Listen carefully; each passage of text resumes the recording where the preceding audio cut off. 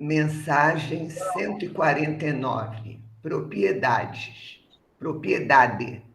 E o mancebo, ouvindo esta palavra, retirou-se triste porque possuía muitas propriedades. Evangelho de Mateus, capítulo 19, versículo 22.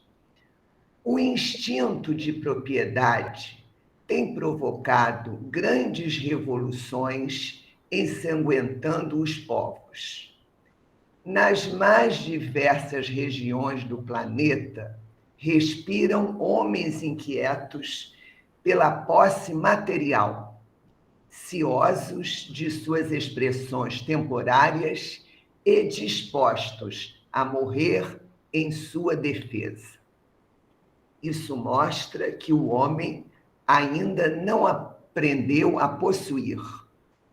Com esta argumentação, não desejamos induzir a criatura a esquecer a formiga previdente, adotando por modelo a cigarra descuidosa. Apenas convidamos a quem nos lê a examinar a precariedade das posses efêmeras. Cada conquista terrestre deveria ser aproveitada pela alma como força de elevação. O homem ganhará impulso santificante, compreendendo que só possui verdadeiramente aquilo que se encontra dentro dele, no conteúdo espiritual de sua vida. Tudo que se relaciona com o exterior, como sejam criaturas, paisagens e bens temporários, pertence a Deus, que lhes concederá de acordo com seus méritos. Essa realidade sentida e vivida constitui brilhante luz no caminho, ensinando ao discípulo a sublime lei do uso, para que a propriedade não represente fonte de inquietações e tristeza, como aconteceu ao jovem dos ensinamentos de Jesus.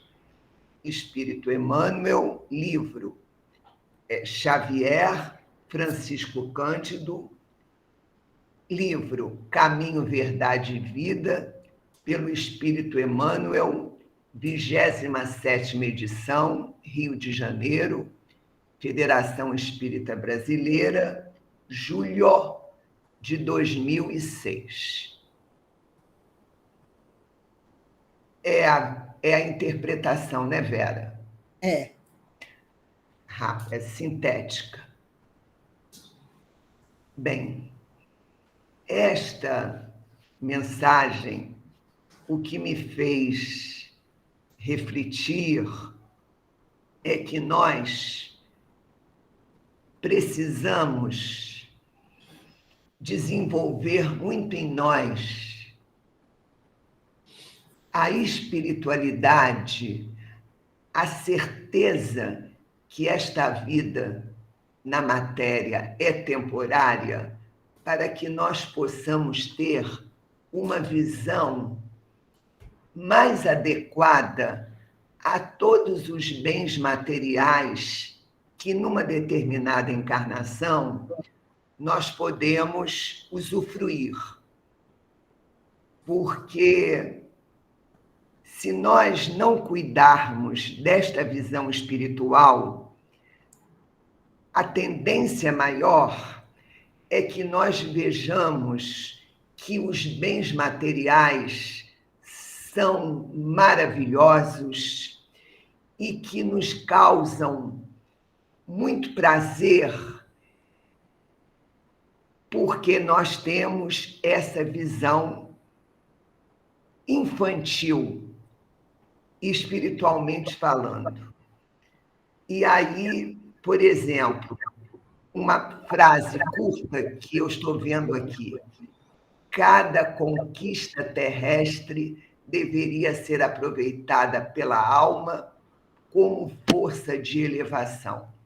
Então, as conquistas que nós tenhamos na Terra, as conquistas intelectuais e mesmo as conquistas materiais, nós precisamos amadurecer e nos esforçarmos para melhorar essa visão, tendo a certeza que essa posse ela é realmente temporária, porque um dia nós vamos deixar a Terra e também uma outra questão, que nós não nos preocupemos exageradamente de deixar muitos bens materiais pensando, não deixar que muitos bens materiais para os nossos entes queridos, achando que eles serão felizes se herdar de nós esse grande volume dos bens materiais. Então, é a educação espiritual que precisamos ter sempre em mente para dar um valor mais justo a esses valores que são temporários e que eles possam sempre, quando nós usufruirmos desses bens materiais, é que eles sejam sempre em benefício do nosso irmão na Terra, na nossa sociedade. Foi o que eu queria falar menos, mas não falei tão pouco assim. Tá bom. Muito obrigada, Ângela. Então, agora eu vou convidar todos que pensem nas pessoas que gostariam de beneficiar, como a gente sempre faz, né? Pensar, sim, na certeza, na convicção de que serão atendidos de acordo com a necessidade de cada um, né? Então, vamos elevar os nossos pensamentos, unir os nossos sentimentos, aqui vamos orar. Jesus, querido, Mestre amado, aqui estamos nós reunidos, Senhor, em seu nome, na certeza da sua presença entre nós. Queremos agradecer-lhe, Mestre amado, por todos os bens que o Senhor nos permite que cheguem até nós. Agradecer por esses momentos de alegria, de felicidade, em que encontramos os nossos amigos queridos, mesmo assim, de maneira distanciada, mas estamos aqui vendo-nos, trocando os nossos sentimentos e abrindo os nossos corações, Senhor, para tudo que venha, todo o aprendizado que chegue até nós, que nós estejamos, Senhor Jesus, nesse momento, preparados, abertos a receber as novas orientações que vêm do alto, para que a nossa vida seja uma vida útil aqui nessa oportunidade que o Pai nos oferece. Nós, nesse momento, o que agradecemos, lembramos também, Senhor, de pedir, de rogar ao seu coração amoroso, Senhor, por todos os nossos irmãos em sofrimento. E agora, nesses dias, nesses momentos, nós rogamos pelos nossos irmãos lá da Ucrânia, irmãos nossos que estão sofrendo uma guerra, uma perseguição, que eles sejam amparados, fortalecidos, que fortaleçam a fé em seus corações e que estejam esperançosos de que dias melhores chegarão para eles. Queremos também rogar pelos nossos irmãos russos, pelo seu dirigente, Senhor, que promove toda essa dor, todo esse sofrimento. Ampare-o, ele não sabe o que faz, como o Senhor mesmo dizia, mestre querido. Que a sua paz se estenda a todos nós, em cada coração, e que nós possamos aproveitar cada minuto aqui juntos. Rogamos também, Senhor, seu amparo, a sua inspiração para a Salete, que hoje vai trazer o estudo para nós todos. E fique conosco, mestre querido, hoje e sempre, graças a Deus. Tá bom? Muito obrigada, meu Deus. Nós vamos agora começar o nosso estudo, convidando a Salete, que não tem uma única pessoa aqui desse grupo que não conhece Salete, então não precisa ser apresentada, né? Tá bom? Salete, a palavra é sua.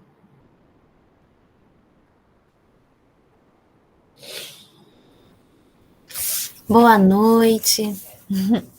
A gente está sempre lá envolvido com a evangelização. Uma hora dessa estaríamos lá com as crianças do maternal, mas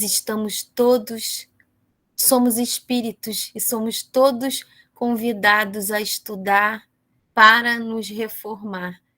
Então, o convite, não importa onde, é sempre bendito para cada um de nós de estudo, né, de elevação.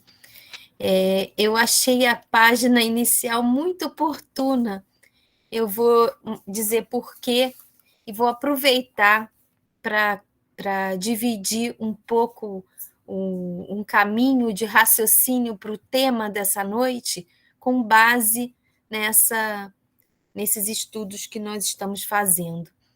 Na semana passada, como é de costume na Agremiação Espírita Isabel, em toda a evangelização até a reunião pública, nesse período que antecede o período de carnaval, nós nos voltarmos para todo ano estudarmos os temas da ambiência espiritual e das informações, as orientações que os espíritos nos trazem, a doutrina espírita e os espíritos nos trazem sobre como fica a ambiência espiritual nesse período.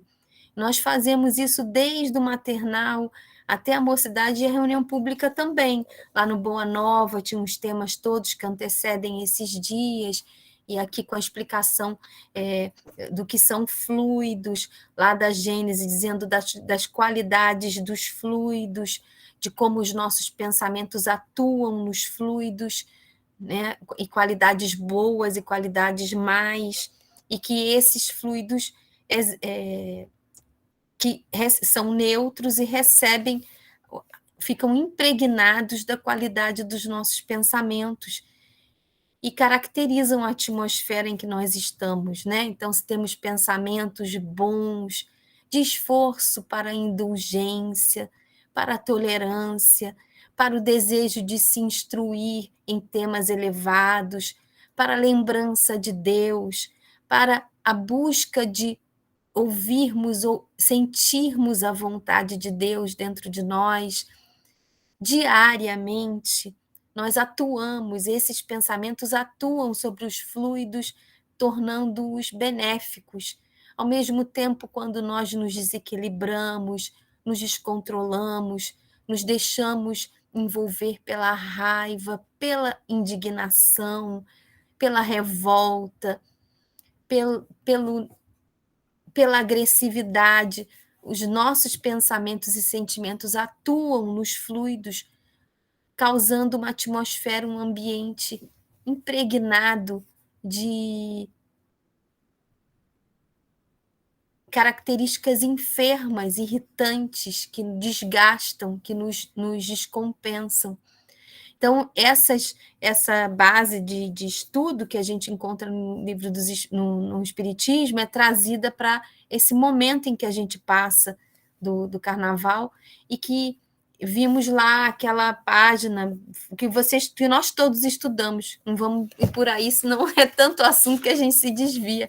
Mas, com base nesses estudos, que a gente pode compreender com a criança, já desde pequena, de acordo com a faixa etária, e com o jovem, compreender por que um ambiente não é propício, por que determinada conduta, postura, o que se vê, o que se ouve, não é adequado, e nos faz e estimular que a gente reflita, pense sobre isso. E com base nisso, nós sentimos com os jovens, que eles colocaram diante desses ensinos que eles vêm ouvindo desde criança, que eles colocaram uma inclinação, uma tendência, não, um desejo grande de que agora, no período do carnaval, eles não queriam sintonizar com nada disso, alguns, né? Eu vou desligar o celular, depois até entendi por quê. Eu queria sintonizar com outro ponto. A gente quer distância, algum ou outro, colocando deles próprios a vontade de se afastar. E aí nós ficamos sensibilizados a oferecer a eles alguns momentos de estudo durante esses dias, e foi o que aconteceu.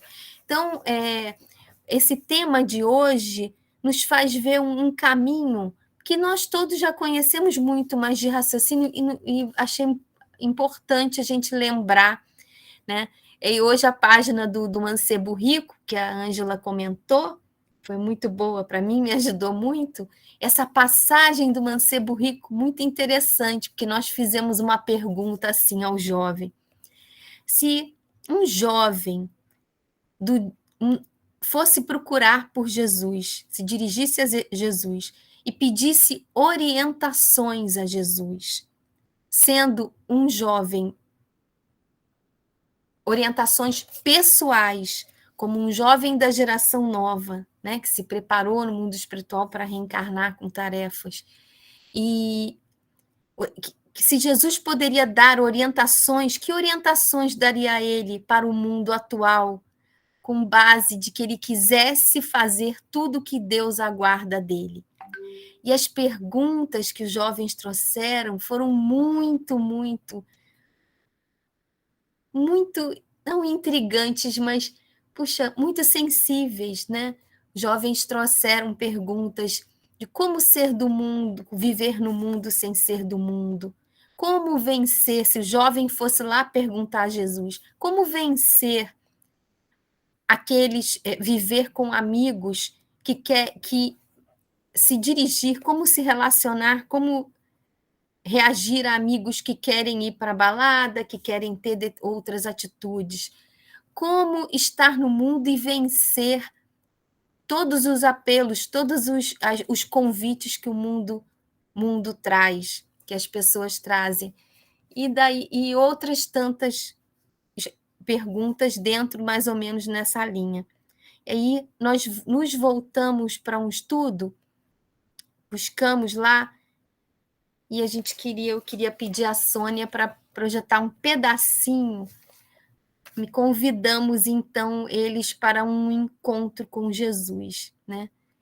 A gente se reuniu e, quem sabe agora, nesse momento, nós também, de nossa parte, aqui, nessa hora, convidados a ouvir o estudo que a Agremiação Espírita Isabel, que a Casa Espírita nos convida, em plena segunda-feira de uma semana e de um momento tão conturbado no planeta, pós-pandemia, com dificuldades inúmeras que nós vemos, essa situação arrasadora de Petrópolis, e mais essa tão aflitiva para o mundo inteiro, que é essa situação da guerra na Ucrânia, na Rússia, dessas lideranças e de tanto sofrimento nessa região, que é lá, tão longe, mas que se reflete para todo o orbe. Como nós aproveitaríamos, de que forma nós nos confortaríamos, e o nosso esforço de buscar os ensinos do Cristo, que é o papel da Casa Espírita, nos trazer um estudo que nos vivifica, que nos traz a mensagem de Jesus à luz do Espiritismo e nos fortalece nesse caminho de instrução, de melhoria e de fortalecimento da nossa fé, que promove a oportunidade de termos a iluminação íntima. Como nós poderíamos transformar essa hora, de fato, numa hora de reflexão e de busca íntima nossa para um encontro com Jesus, né? que os estudos, os livros estão à nossa frente, mas que esse momento possa ser um momento em que a gente o sinta mais próximo de nós, um momento de tanta necessidade do nosso planeta e de necessidades do íntimo de cada um de nós.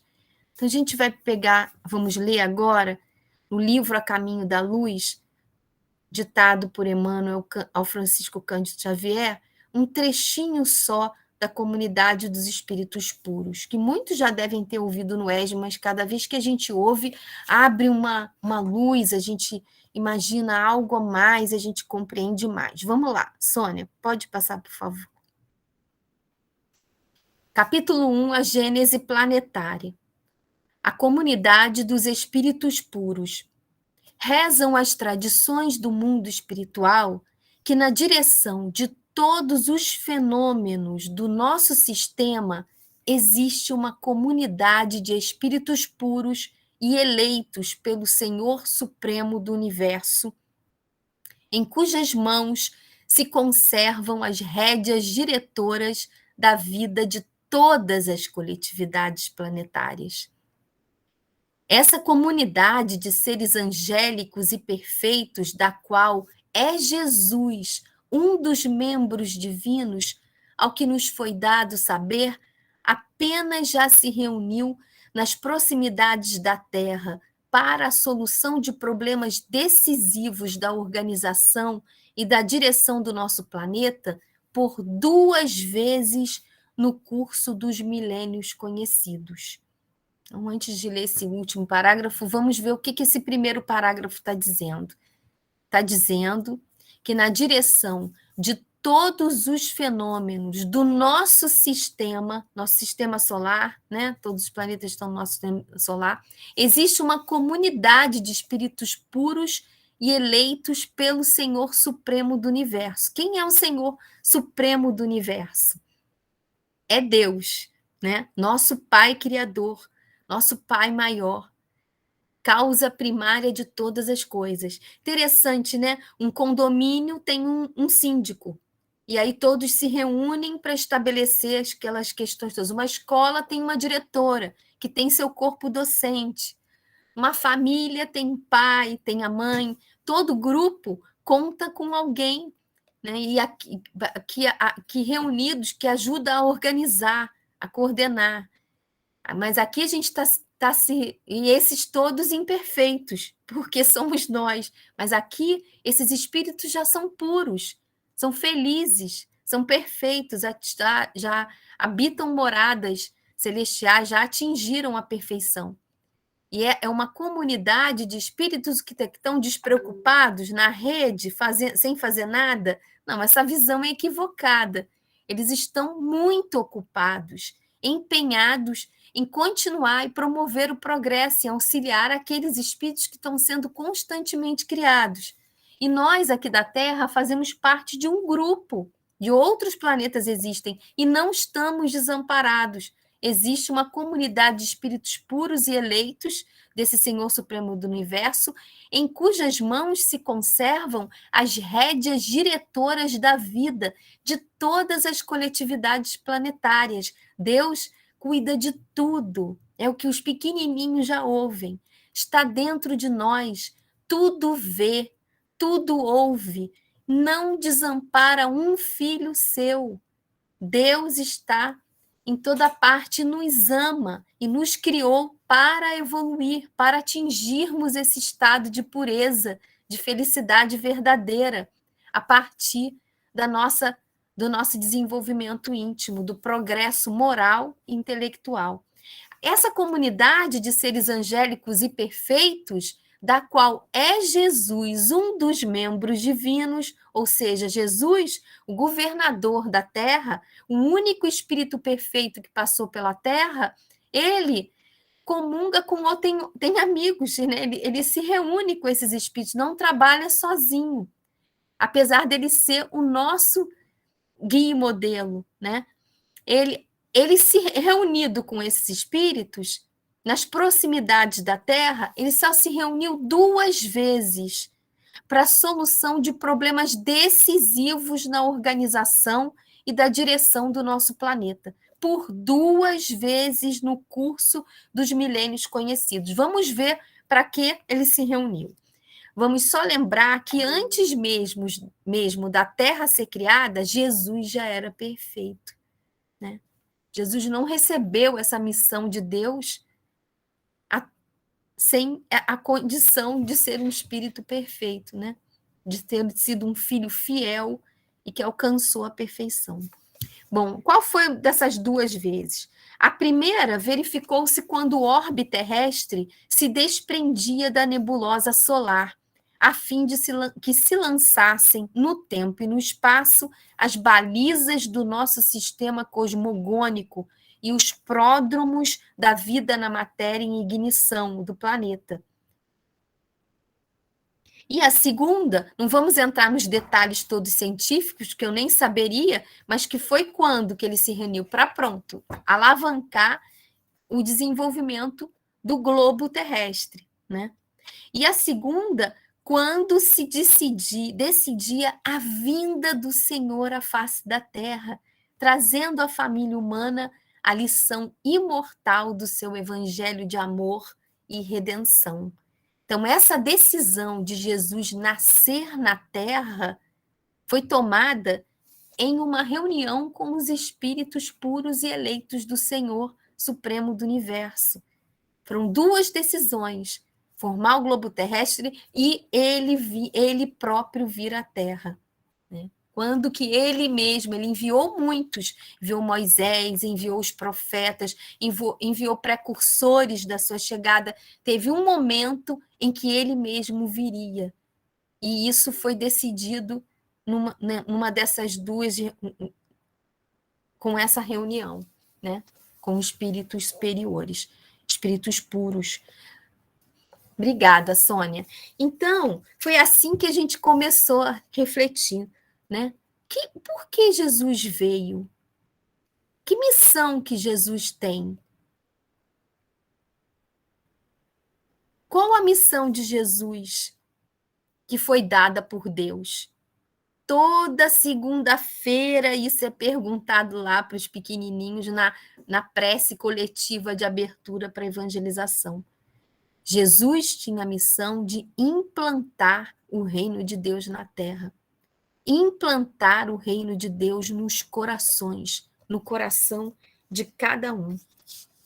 E ele faria isso sozinho? Será que essa era uma missão para que ele poderia? Ele poderia. Mas será que ele queria fazer isso sozinho? Não, né? Então, quem ele convidou, quem ele chamou diretamente para ajudá-lo nessa missão de implantar o reino de Deus na terra? Inicialmente foram os discípulos, os seus discípulos bem-amados, né? E a gente vê que ele chama lá Levi, sentado lá cobrando impostos, ele chama Pedro, alguns ele chama diretamente, e ele reuniu discípulos que não eram espíritos perfeitos, mas que ele viu condições íntimas de maturidade para trabalharem, que tinham condições de continuar, de aprender nesses 3 anos, divulgando essas boas notícias, o evangelho, essa boa nova de Deus, ali por todo, e começando para lançar, para fincar as bases do seu evangelho. E ele faz isso. E a gente lembra, hoje nós conversamos muito sobre isso, que como Jesus, quantas pessoas, como Jesus realizava esse chamado, né? A quem ele chamou, quais as passagens de Jesus que nós reconhecemos em que aconteceu um chamado, em que pessoas foram chamadas por ele. Nós lembramos de algumas. Nós lembramos do próprio mancebo rico, que hoje abriu a mensagem, né? Ele foi procurar por Jesus.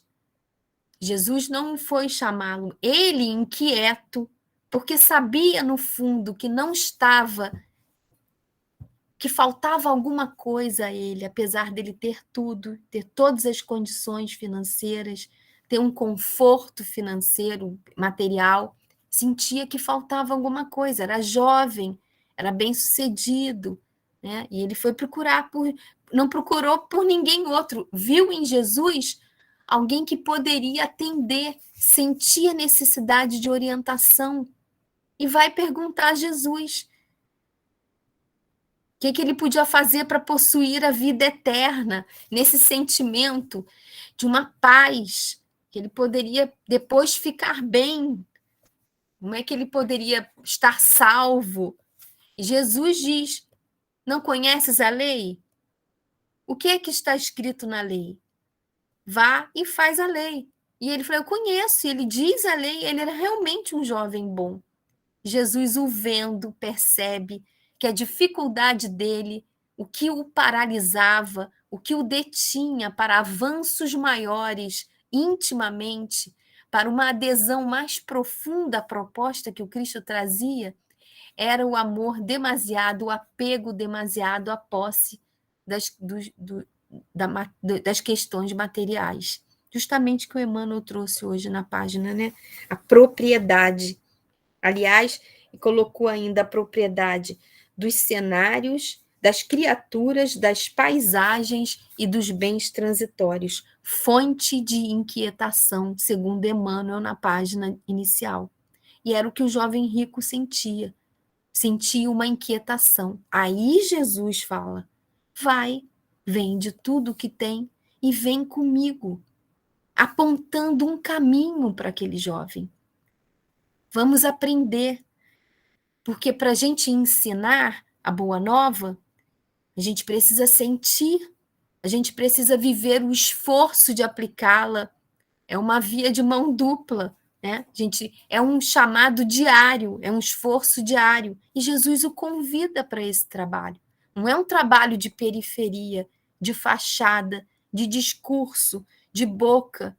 É um trabalho que exige de nós, para que a gente possa vencer a inquietação, é um trabalho de mudança verdadeira, profunda, sincera. É um trabalho que nós precisamos realmente implementar dentro de nós mesmos de legitimidade e não de fuga do que o Cristo nos coloca. Por isso é um trabalho difícil, que exige, como Jesus falou, quem perseverar até o fim será salvo, vai exigir perseverança, porque nós trazemos hábitos enraizados, como a gente vê lá no estudo do Libertação, sábado, de muitas vidas em posturas, vícios de postura, de conduta enraizados em nós, que a tendência é que a gente fique num movimento repetitivo. Surge aquela situação, a gente cai de novo, mas a gente persevera. Essa hora é a hora, não. Eu já não quero mais isso para mim. Vou lutar contra esse hábito, contra essas inclinações mais, contra esses impulsos que brotam de dentro de mim.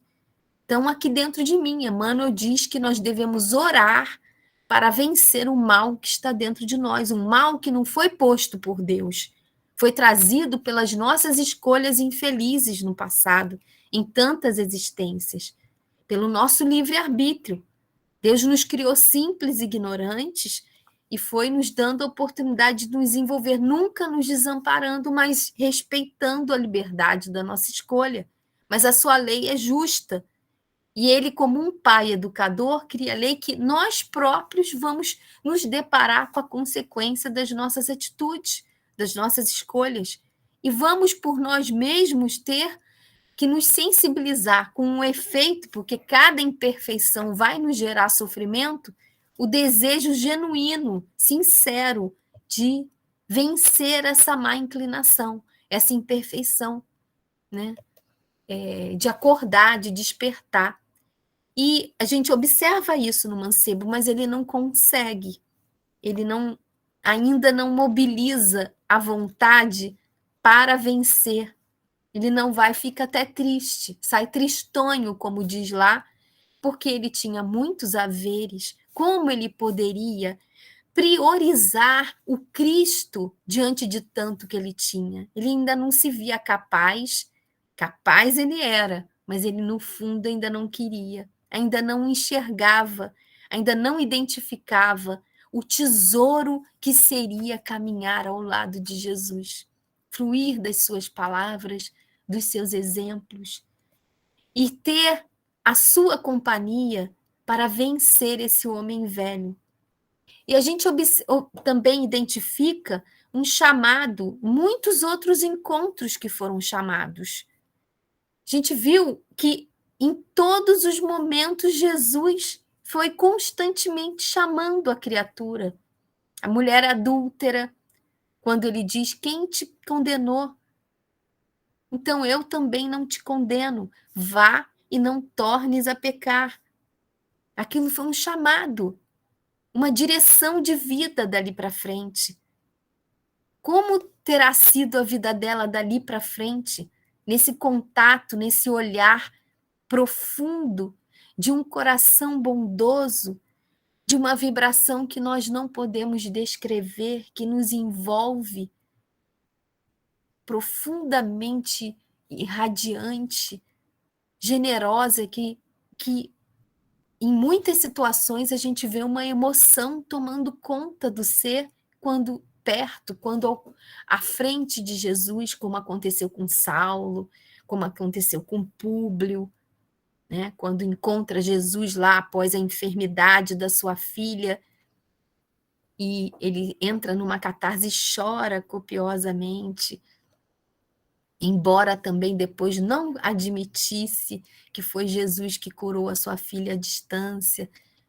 A mulher da Samaria, com ele encontra e ele a chama para ter uma água que mataria sua sede de amor para sempre, que também era uma adúltera, assim como uma mulher adúltera. Jesus os chama para uma vida nova. Não, uns discípulos ele chamou para o trabalho de implantação no que diz respeito à divulgação, aí explicando, espalhando, colocando os ensinamentos de Jesus.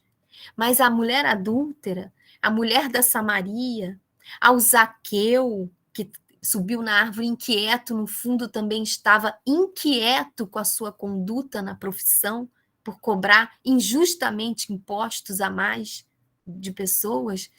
Esses ele chama uma vida nova, onde cada um vai estar, em sua casa, na forma como se conduz no seu corpo, na sua energia, como emprega a sua própria energia em termos de deveres sagrados no lar, na sociedade, consigo mesma.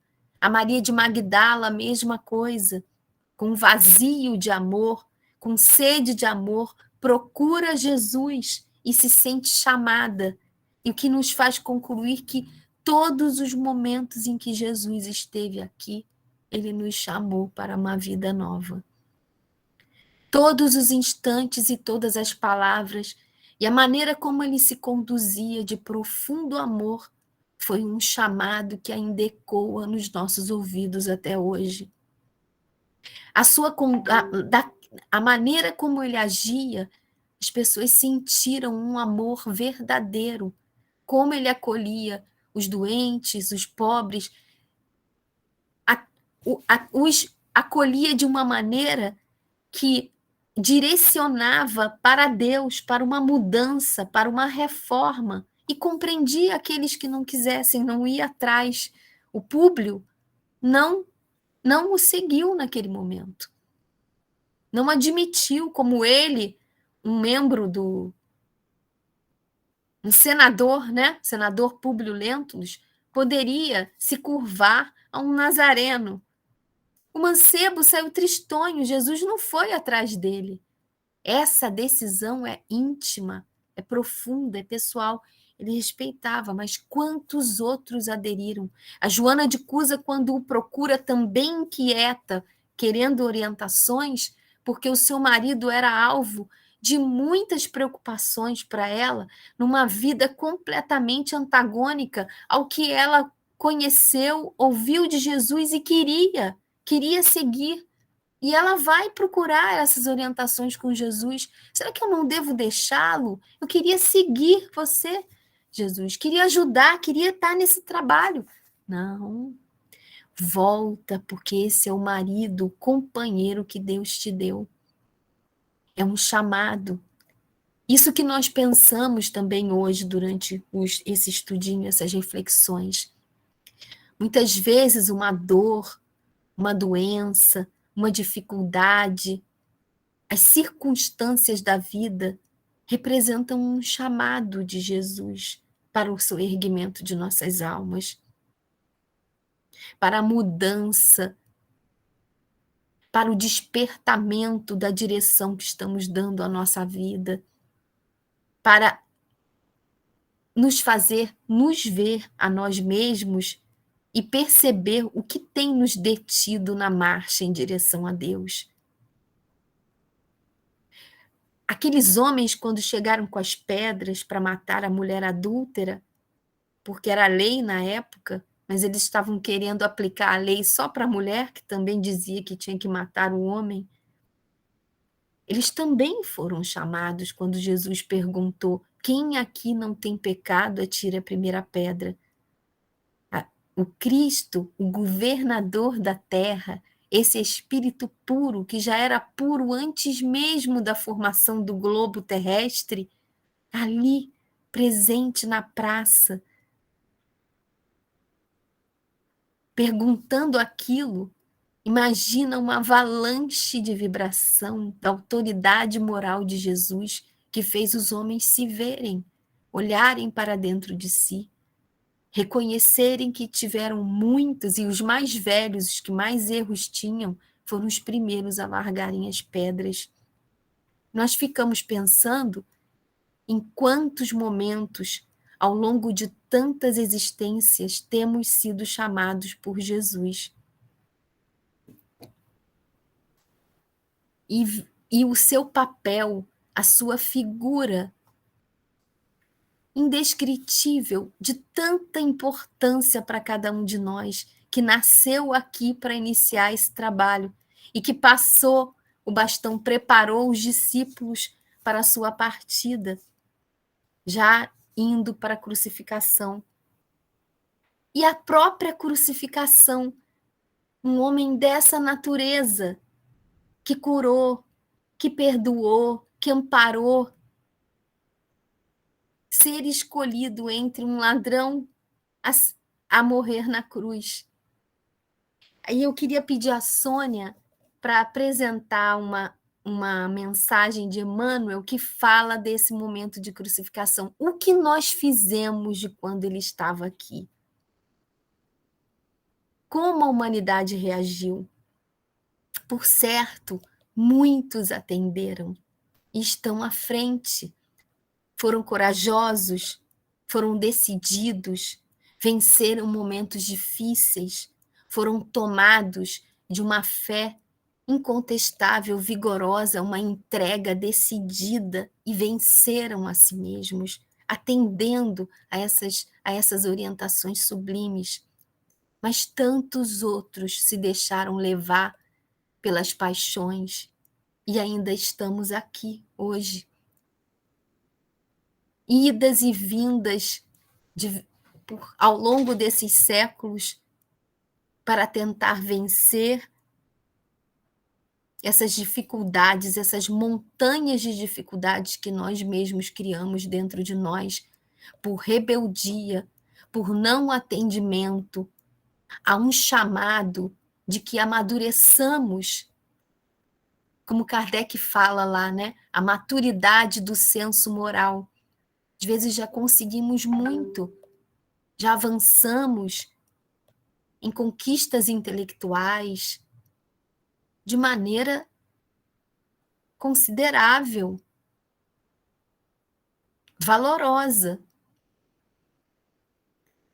Mas essas conquistas íntimas do campo moral no desenvolvimento das nossas virtudes, na aplicação dessas leis de Deus, no emprego da caridade, como entendia Jesus, que consiste na indulgência, na benevolência, no perdão, em fazermos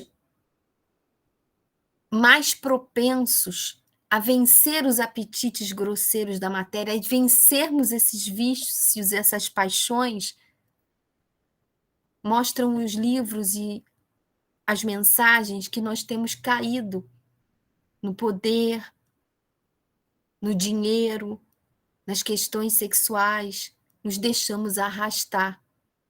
A nossa vontade ainda não tem sido preponderante.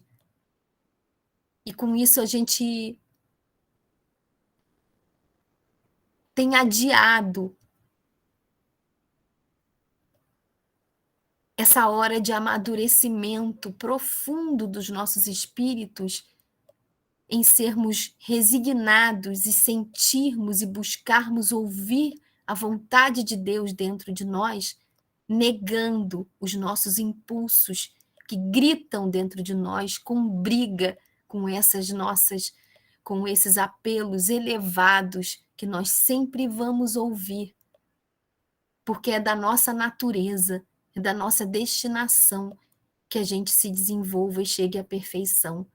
Enquanto estivermos adiando, nos rebelando, fugindo, nós vamos ficar inquietos, esquisitos, estranhos. Olha só o que Emmanuel fala aqui no Escândalo da Cruz, capítulo 38, eu acho que é Coletânea do Além, de autores diversos.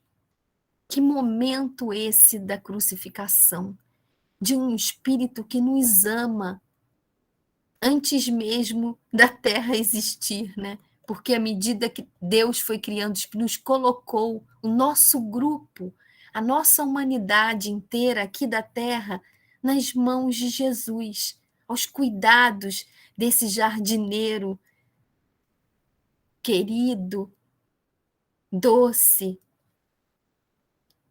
em pensar que ele, extremamente fiel a Deus, veio mesmo sabendo que poderia, que até querendo nos mostrar como seria o seu fim diante dos valores que ainda imperavam na Terra, ou ainda imperam, né? Algo que a gente deva refletir. Vamos ver. No Escândalo da Cruz. Fim da crucificação, espraiou o mestre o olhar pela turba inconsciente. As opiniões contraditórias do povo alcançavam-lhe os ouvidos. Ocultavam-se os benefícios de seu amor. Era constrangido agora a permanecer entre o insulto dos acusadores e o escárnio da multidão. Angustiado, identificava a maioria dos semblantes. Ali, comprimiam-se pessoas da cidade que lhe conheciam a missão divina. Mais além, acotovelavam-se romanos aos quais socorrera, generoso, ou romeros de regiões diversas que lhe deviam favores e benefícios. Quase todos haviam comparecido à festividade de sua entrada triunfal em Jerusalém, comentando-lhe o feito na ressurreição de Lázaro, ou recordando-lhe entusiasmadamente a virtude, a cooperação, o ânimo e o serviço. Não haviam decorrido muitas horas e as mesmas bocas ridicularizavam-no sem piedade. Por que não reagira em recebendo a ordem de prisão? Não seria razoável a fuga dos discípulos diante de sua tolerância em frente aos sequazes dos sacerdotes? Não salvar a tantos? Por que não remediar a si mesmo? Ensinar a resistência ao crime e às tentações. Por que se entregava assim como desordeiro vulgar? Não seria vergonha atender a missionário como aquele, incapaz de qualquer reação? Entretanto, um dia, indignara-se no templo perante os mercadores infiéis. Que razões o moviam a não recorrer à justiça do mundo? Contrariamente a toda expectativa, aceitar a prisão sem resistência. Deixou-se conduzir como criança pela pior companhia. Submeteu-se aos açoites e bufetadas. Deixou-se vestir de uma túnica escandalosa, ele que era simples e sóbrio por excelência, nem reclamou contra os espinhos com que lhe coroavam a fronte.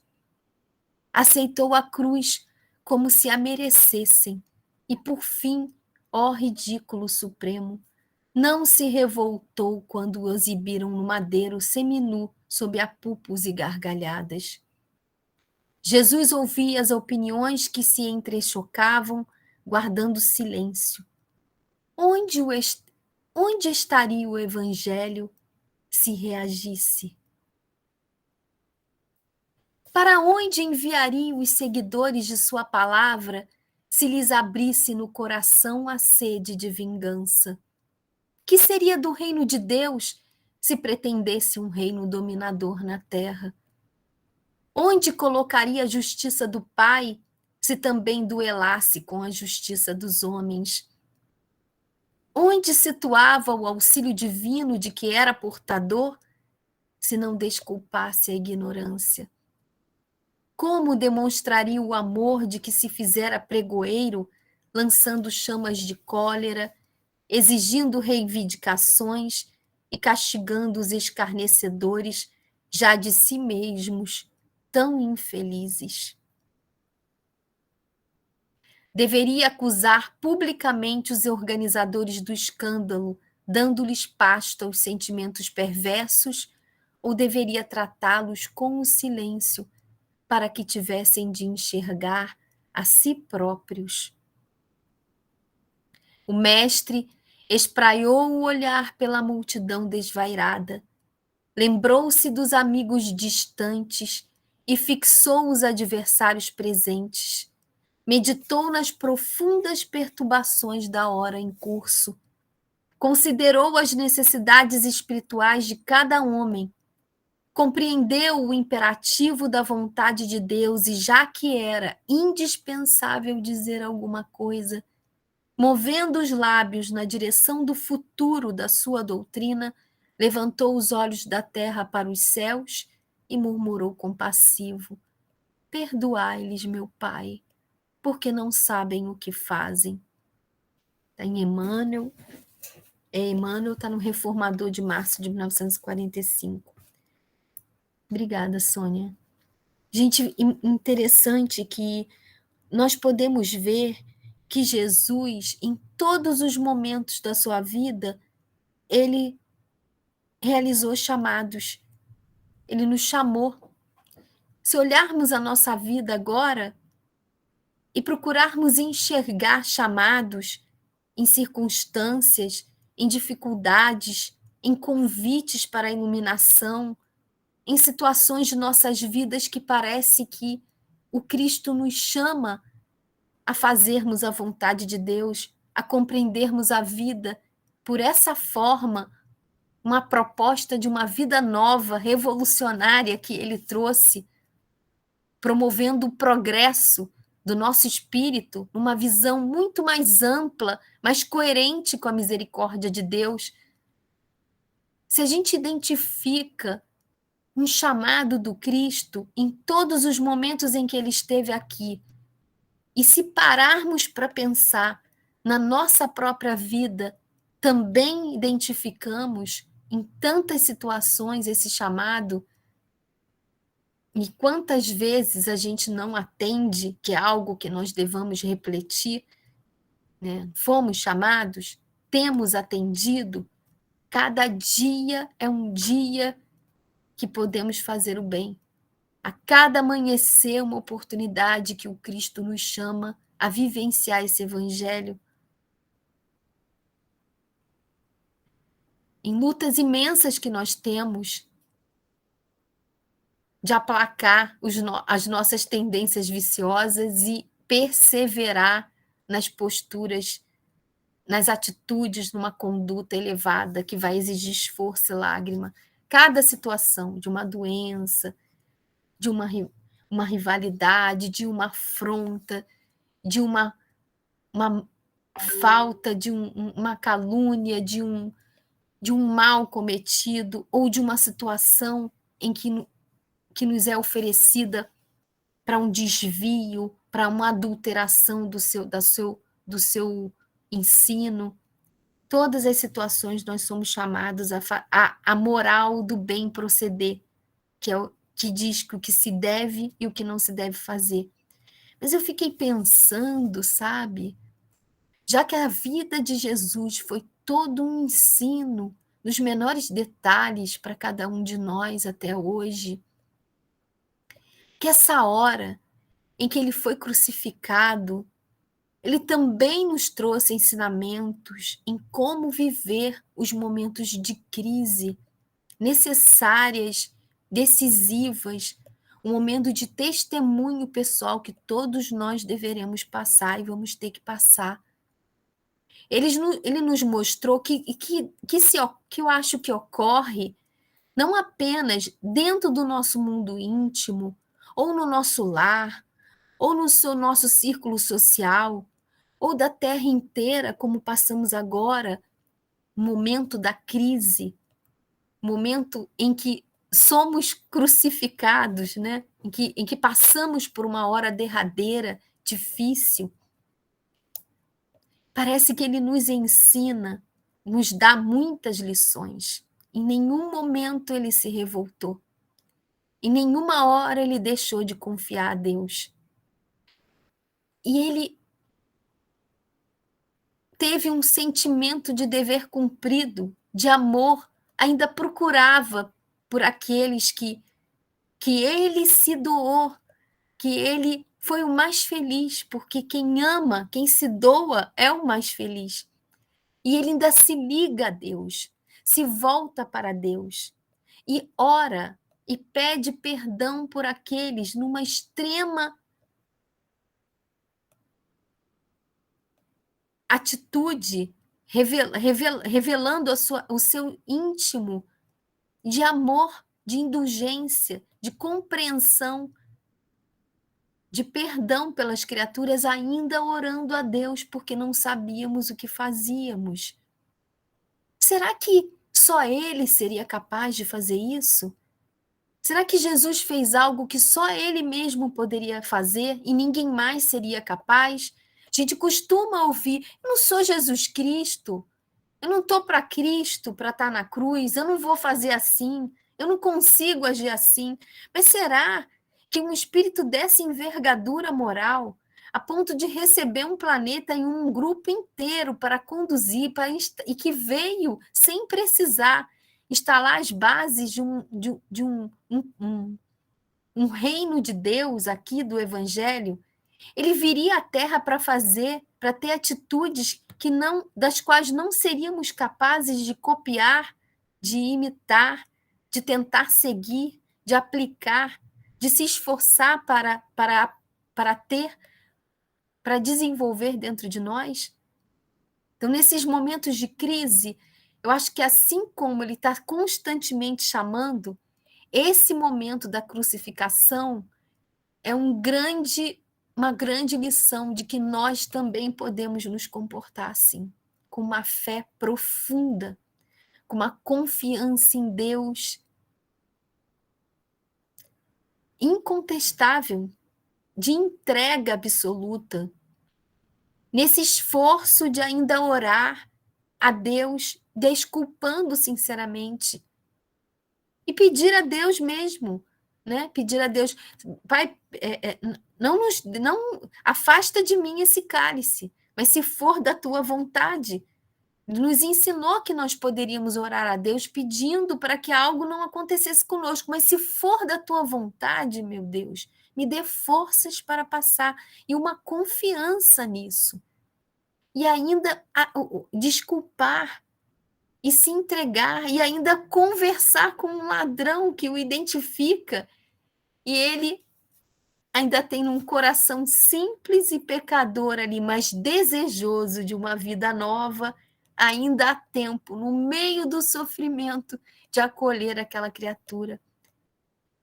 Essa serenidade que Jesus teve, nós também podemos ter. Não é fácil, não vai ser fácil o momento do testemunho, mas a nossa fé em Deus, a nossa confiança, a fé que vamos convicta, a construção dessa fé convicta dentro de nós, que vai precisar de um esforço perseverante, diário, em vencer as nossas más inclinações e tirarmos o egoísmo e depositarmos no lugar dele o amor que doa, que perdoa, que se dedica, ela vai nos facultar, ela vai só engrandecendo essa fé.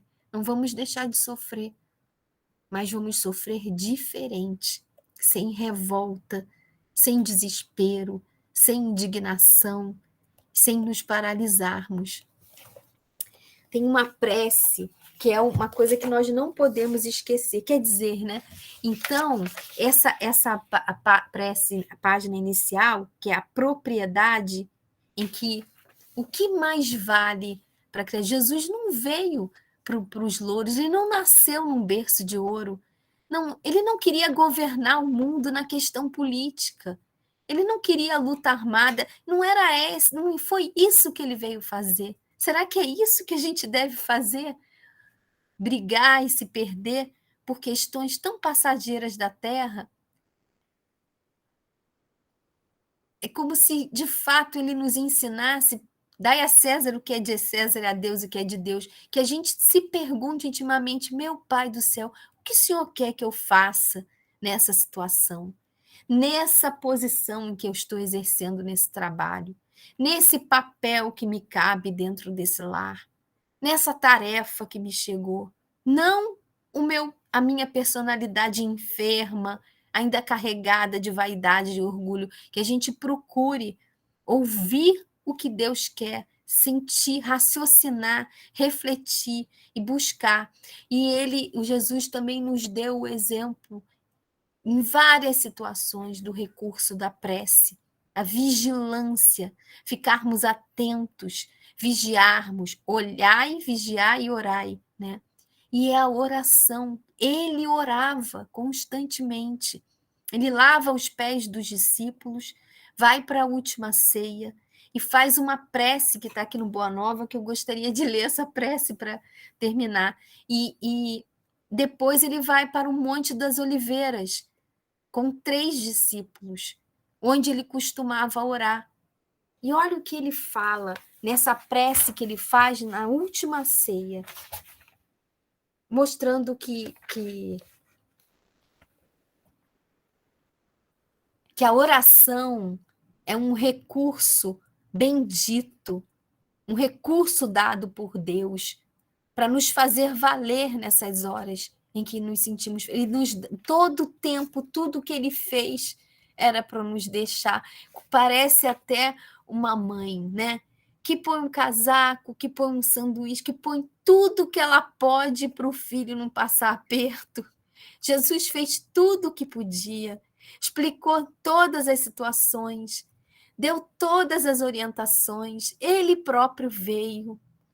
Ele nos conhece a cada um ao longo de tanto tempo. Ele mesmo, antes de vir, preparou os discípulos e deixou os discípulos para continuar o trabalho que ele estava fazendo de divulgação, para implantar o reino de Deus, da criatura ter contato com essas leis, com esse chamado, com essa boa nova que nos convida a uma vida nova, menos primitiva, menos rebelde, inferior e mais propensa à luz, à libertação do jugo da matéria, a construções perenes dentro de nós que possamos levar, imperecíveis da alma. Por isso, essa inquietação quando estamos dando um valor demasiado em nossa vida às questões materiais, que não se tratam só de um anel, uma roupa, uma casa, uma cama, um sofá, né? Também se trata as paisagens, as criaturas, tudo é meu, é meu. E a gente deve pensar que é para nós servirmos enquanto estivermos aqui, como disse a página. Deus nos oferece todos os recursos para acertarmos, para sermos os mais úteis possíveis à construção e edificação do reino de Deus. E o que fizemos dele, né? O que temos feito desse amigo maior que Deus nos deu, que até hoje ainda ainda trabalha, porque diz que enquanto houver um gemido na terra, ele não vai descansar, vai trabalhar, vai servir, vai enviar novos trabalhadores, vai confiar que nós temos condições de nos reerguermos. A prece que ele faz na última ceia, depois dele lavar os pés de todos os discípulos, ele volta para a mesa do banquete. Ele fala assim, lá na Boa Nova, no Humberto de Campos, no capítulo 27, a oração do horto. Pai Santo, eis que é chegada a minha hora. Acolhe-me em teu amor. Eleva o teu filho para que ele possa elevar-te entre os homens no sacrifício supremo. Glorifiquei-te na terra, testemunhei tua magnanimidade e sabedoria, e consumo agora a obra que me confiaste. Neste instante, pois, meu Pai, ampara-me com a luz que me deste, muito antes que este mundo existisse. Manifestei em teu nome aos amigos que me deste, eram teus, e tu mos confiaste, para que recebessem a tua palavra de sabedoria e de amor. Todos eles sabem agora que tudo quanto lhes dei provém de ti.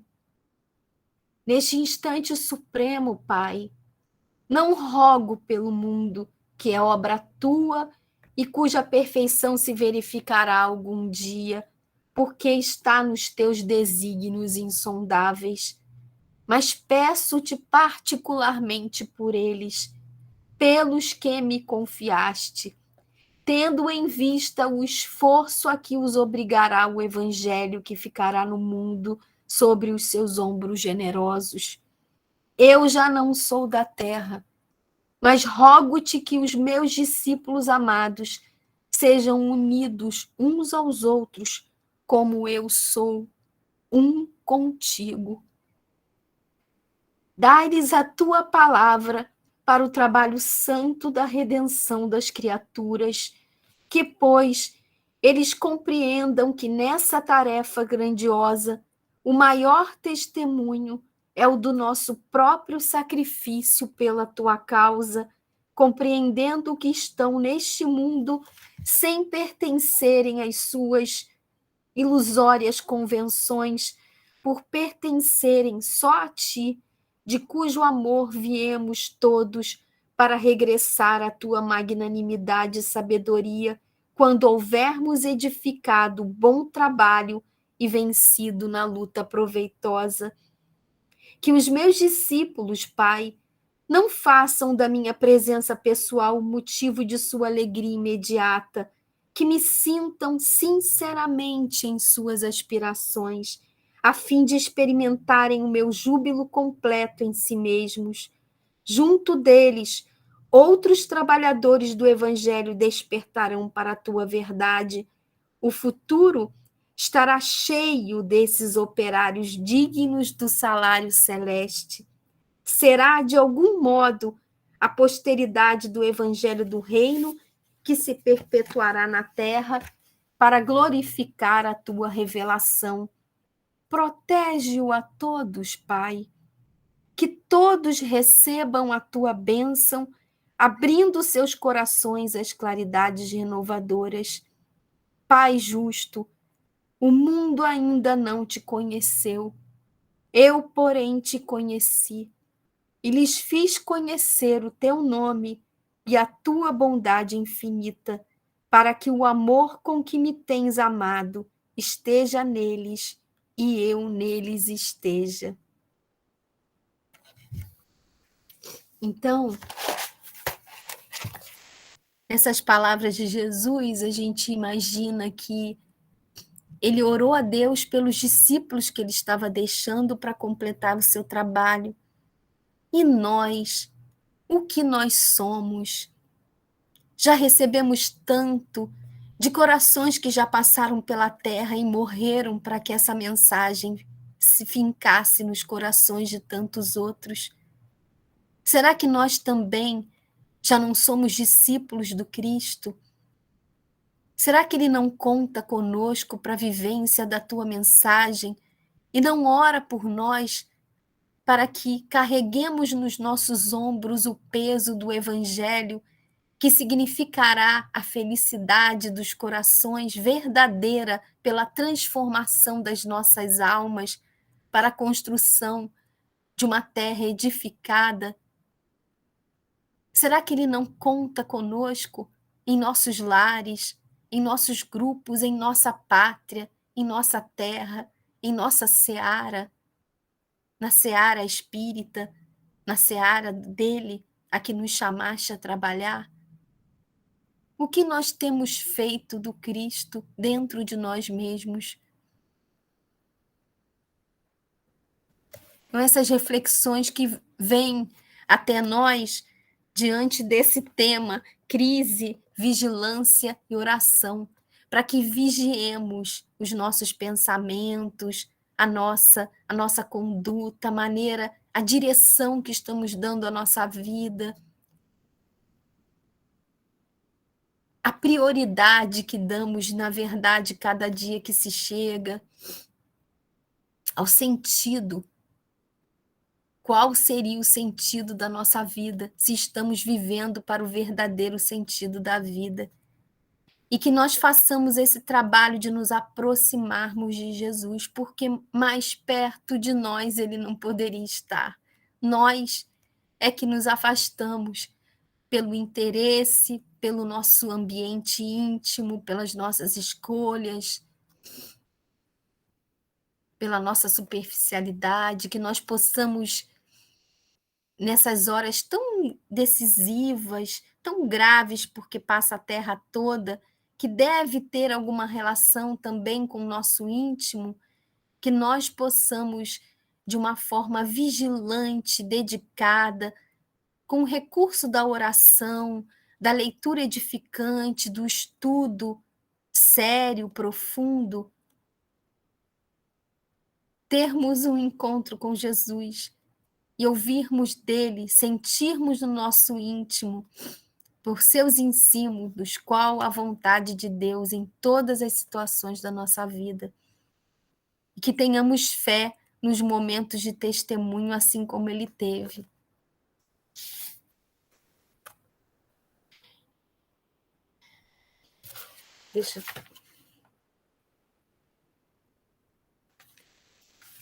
Essas últimas palavras: esta é a minha derradeira hora convosco. Orai e vigiai comigo, para que eu tenha a glorificação de Deus no supremo testemunho. E ele teve, né? Ele tinha uma profunda confiança. Tudo que ele viveu foi para que ele deixasse esse exemplo para todos nós.